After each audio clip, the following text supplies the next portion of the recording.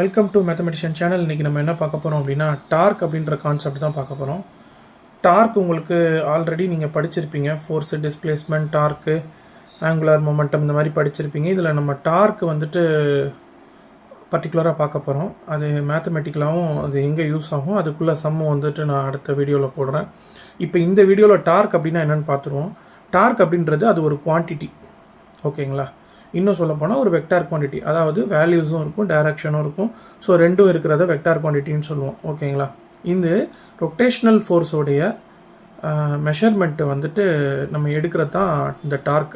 எந்த அளவுக்கு ரொட்டேஷன் ஆகிருக்கு, இன்வெர்டில் ஆகிருக்கா, அவுட்வேர்டில் ஆகிருக்கா, இன்னும் கரெக்டாக சொல்லணும் அப்படின்னா கிளாக் வைஸில் அந்த ரொட்டேஷன் இருக்கா, இல்லை ஆன்டி கிளாக் வைஸில் இருக்கா, அது எவ்வளோ ரொட்டேட் ஆகிருக்கு அப்படின்றத மெஷர் பண்ணுறதுக்கு தான் நம்ம டார்க் யூஸ் பண்ணுறோம்.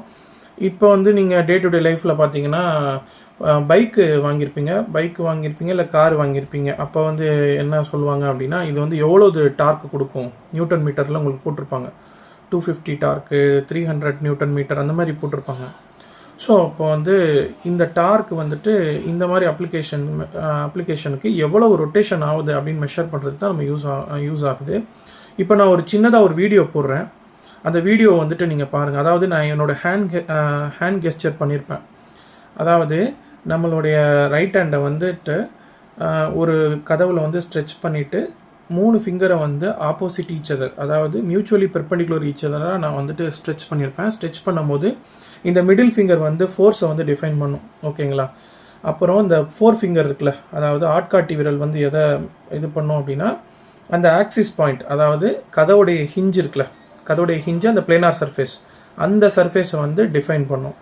அதுக்கப்புறம் என்னுடைய தம்ஸ் இருக்குது பாருங்கள், அந்த தம்பு வந்துட்டு டார்க், அதாவது ரிசல்டன்ட் டார்க் வந்துட்டு டிஃபைன் பண்ணும். ஆக்சுவலாக டார்க் அப்படின்றது நீங்கள் என்ன நினச்சிடக்கூடாதுன்னா அந்த கதவுடைய டைரக்ஷனை நினச்சிடக்கூடாது. ஆக்சுவலாக அந்த மாதிரி கிடையாது. அது வந்து அவுட்புட்டு டைரக்ஷனை மட்டும்தான் குறிக்குமே தவிர நீங்கள் வந்துட்டு கதவு மூவ் ஆகிற டைரக்ஷன்லாம் குறிக்காது. அதாவது இன்வெர்டில் ரொட்டேஷன் ஆகுமா, அவுட்வேர்டில் ரொட்டேஷன் ஆகுமா, நம்ம புஷ் பண்ணும் போதோ புல் பண்ணும் போதோ கிளாக் வைஸ்லையோ கவுண்டர் கிளாக் வைஸ்லையோ அதோடைய அவுட்புட் இருக்குமா அப்படின்னு சொல்கிறதுக்கு தான் டார்க். ஸோ இன்வெர்ட்ஸில் போச்சு, நான் வந்து ஹேண்ட் கெஸ்டர் வந்து இன்வெர்ட்ஸில் பண்ணியிருந்தேன் அப்படின்னா அது வந்துட்டு பார்த்தீங்க அப்படின்னா கிளாக் வைஸ், ஓகேங்களா. அவுட்வேர்ட்ஸில் நான் பண்ணியிருந்தேன், அதாவது அவுட்வேர்ட்ஸில் வந்துட்டு ஹேண்டை வந்து ரொட்டேட் பண்ணியிருந்தேன் அப்படின்னா அது வந்து கவுண்டர் கிளாக் வைஸ், ஓகேங்களா. ஸோ இவ்வளோ தான் இந்த டார்க் கான்செப்ட்டு. இதை வந்து நீங்கள் எங்கெங்கே பார்க்கலாம் அப்படின்னா, நம்ம ஸ்பேனர் எடுத்து என்ன பண்ணுவோம், போல்ட்டையோ நட்டையோ டைட் பண்ணுவோம். அதுக்கப்புறம் பார்த்தீங்கன்னா கதவை திறக்கிறது, சாத்துறது, டேப்பை ஓப்பன் பண்ணுறது, க்ளோஸ் பண்ணுறது.